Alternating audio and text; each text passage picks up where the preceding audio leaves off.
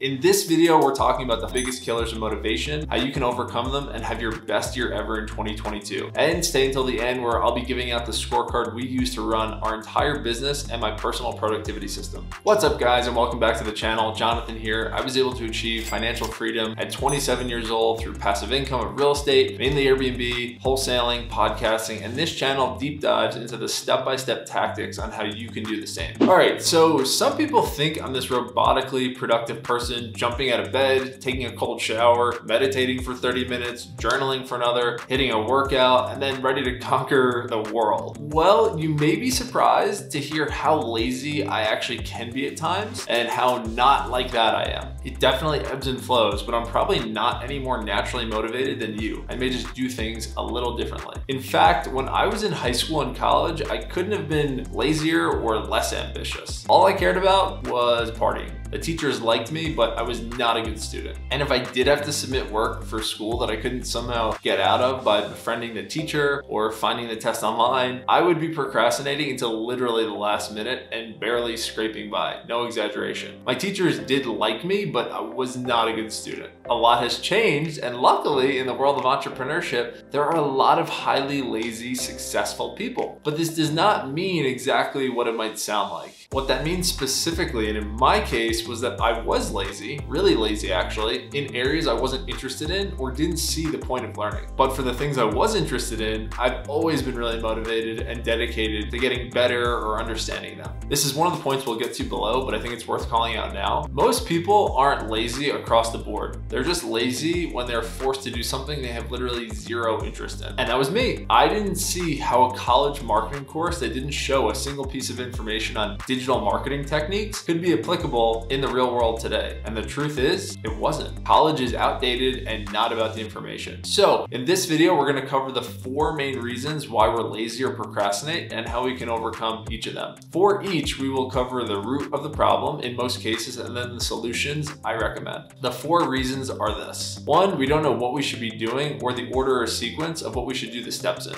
2, we don't like the activity or we're just not good at it. 3, we don't feel a deeper personal why. 4, we don't feel a connection to the end goal. So let's jump into it and solve our laziness, or at least outsource some of it. Number 1, we don't know what we should be doing or the order to do it in. Okay, the problem with this and what it ultimately means is lack of clarity. It's really hard to make decisions without information. And it's even much harder to take action without some level of clarity. And what typically happens when there's confusion around making a decision is that no decision gets made. I see 3 things happen here regarding how people take in information or learn about what to do. The first is people take in too much information. The second is people take in the wrong type of information. Or third, people take information from the wrong people. When there are too many inputs, it's just really hard to have a clean output. This is number 1 on the list because it's the one I probably struggled with the most. As you guys may or may not know, no one in my family had anything to do with real estate, and I was highly encouraged to be a teacher or an accountant. And nothing against either of those professions, but for anyone that knows me, they just weren't for me. In addition to not having real estate friends, most people told me that I was insane at the beginning. Like most of my family and friends at the beginning told me I was insane.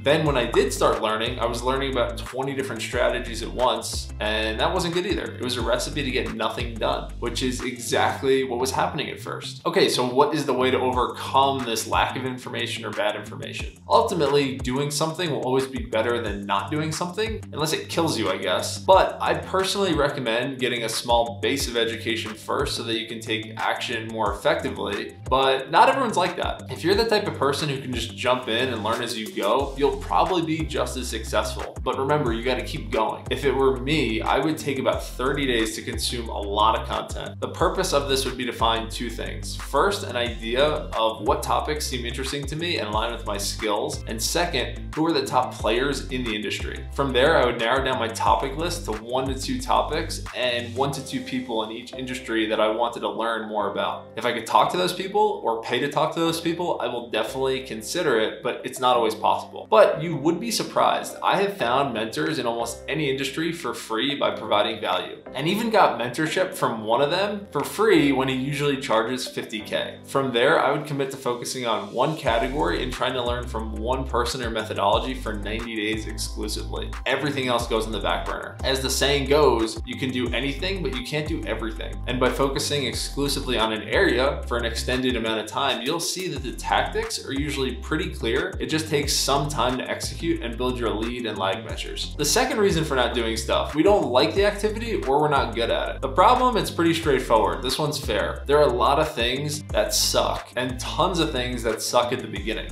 But the funny part is, I bet you don't need to be doing 90% of the things you may hate doing in your business. Now, for a lot of people, including myself at the beginning, you'll be doing everything. But by doing everything, you'll realize which things you are bad at doing in general, or you just need a little practice to get good at, and then you like doing it once you pass a level of proficiency. It's weird what happens when you start to get good at something, and some people really start to like things they originally hated at the beginning. But at that point, you can make the decision of what to do next. The important part to remember here is that you have to recognize and admit you're not doing something because you don't like it. Excuses are usually what people say here, but until you admit that you hate cold calling, you can't work on getting better at that problem or solve it by outsourcing it. So the first step in overcoming it is to admit that you don't like doing it and it's preventing you from getting to where you want to be. What I recommend in most cases is to learn enough about it and then outsource it. The biggest problem I made in this area was thinking that everyone liked and disliked the same things as me. I thought if I didn't like writing emails, everyone hated writing emails. If I didn't like making designs in Canva, everyone hated that too, which is a really stupid way of thinking. What I learned quickly after my first mentor and then after hiring employees is that there are actually millions of people who actually love doing everything you hate doing. You just need to find them. Use tools like Upwork, Fiverr, Online Jobs PH, and Facebook groups to find people who can be the integrator to your visionary. If you don't know what that means, read the book Rocket Fuel by Gino Wickman. Getting help in your life and your business is one of the biggest hacks to happiness, but so few people actually jump into it. I know it can be scary, especially for my control freaks out there, which I was definitely one at the beginning, but at a certain point, you need to realize something done is better than nothing done. And once something is started, it can be improved, but it can't be improved if it doesn't exist. So create your first project after this video and hire your first contract employee on Upwork, Fiverr, Freelancer, or Online Jobs PH. And you may be really surprised at the results. Okay, but let's say there's something you really can't outsource, like making a YouTube video or starting a podcast. Even though having a VA to help edit can be the difference for some people to get started, but let's say that's not the problem here. In that case, you just need accountability. It can be free or paid, but you need a buddy like a trainer at the gym who will not let you bail on life when it gets hard. And it's amazing what people are willing to do for other people that they wouldn't do for themselves. So find a friend, Facebook friend from a group, or pay a coach, but get yourself accountability to push yourself. It'll make the difference. We don't feel a personal why, a deeper meaning why. All this means is you have a motivation that'll get you out of bed in the morning when it's cold and early and everyone else is sleeping.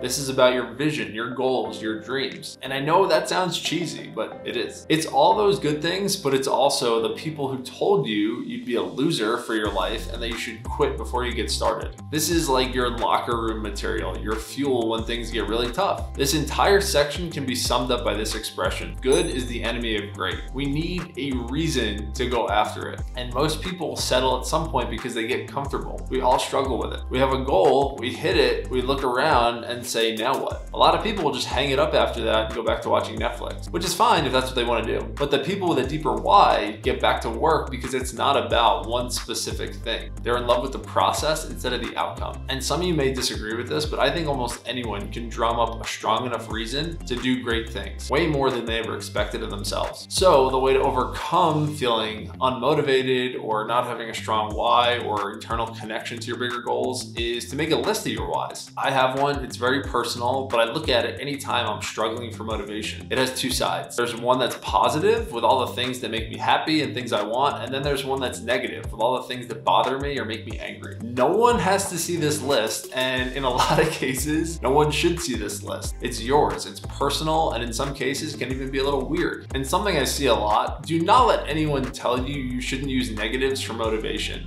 People like Tiger Woods, LeBron James, Michael Jordan, Tom Brady are the best at what they do, and they are obsessed with finding motivation. And since they have everything anyone could already ever want, most of their motivation is pulled from negative things or even petty things. It doesn't matter. They know this is what they need to do to get going. You need to find yours. Only you know what really gets you going, and keeping that close to you is an incredible way to keep going. going. One bonus reason that I'm going to throw in here has something to do with the why as well, is when we don't feel a connection to the end goal, like a tactical connection. Basically, what it just means is we don't know the steps to accomplish the thing, and we don't think that by achieving this one mini goal, it's going to get us to our next goal or next step after that. What I like to do personally to overcome that is to outline an entire plan of my goal, to sequence out all the steps from a book or a podcast or a YouTube video that I've seen other people have success with. And by doing that, I can get a concept of what are the steps I need to do in what order so that I feel good at each step. And you definitely don't need to know 10 steps down the line with perfect clarity. What you really need to know is the next step and maybe the one after that. It's kind of like driving in the fog when I think about it. Like, you just need to know the distance right in front of you, and if you drive slow enough, you'll be okay because you can just see that far. You don't need to see 50 or 100 feet in front of you because you'll figure it out when you get there. One thing I do think is really important to do is once you have your plan and your step-by-step sequencing, take that to someone, take it to a mentor or an accountability partner and run them through it and see what they think, because a lot of times we need outside feedback because we're so inside of our own plans. But with most things related to business or real estate or entrepreneurship, it's less complicated than you think, and it's probably not more than like 10 or 20 steps that a lot of people have already done before you and published online. For me, I just like to find a blueprint that I can follow and then tweak for my specific needs, wants, goals, and interests. All right, so the conclusion and my current motivations. As you may know, if you were in any of our communities, we have a free Facebook group and a $15 accountability mastermind. I may be lazy, but I've learned to do two things well. One, I have the self-awareness to find out which of these reasons above is causing me to be lazy. And the second is, once I have the awareness of why something is not getting done, I can trick myself into doing the thing, or I'll hire someone to do those things. Luckily, these are skills you can learn easily. I wasn't born with them, and they actually took a lot of unlearning before I could do anything. So that's good if you're coming from a clean slate. Right now, my motivations are continuing to remove the things from my life that give me stress, or remove the people that give me stress, and then make money that supports my goals and lifestyles. For me, I know the number because I want to be able to play golf at a country club every day, no matter where I'm at. And I also want to get back into competitive golf, and that means lessons, which are really expensive. These are tactical goals that give my purpose of making money and putting out value worth it. So that's pretty much it, guys. If I were you, I would try to figure out which of these is your problem and then go through the outcome and solutions of how you can work on it to be more productive and be happier in 2022. If you got any value out of this video, I'd really appreciate a like, sub, and hitting that bell button so you're notified anytime new videos come out. And if you haven't seen, we will link it below. We have a 6-part free Airbnb series on how to get your first property in 90 days. We give out all the tools and resources you need to get it. And again, that'll be linked below. So that's it, guys. Hope you have a productive end to your year and an amazing start to 2022. See you on the next one.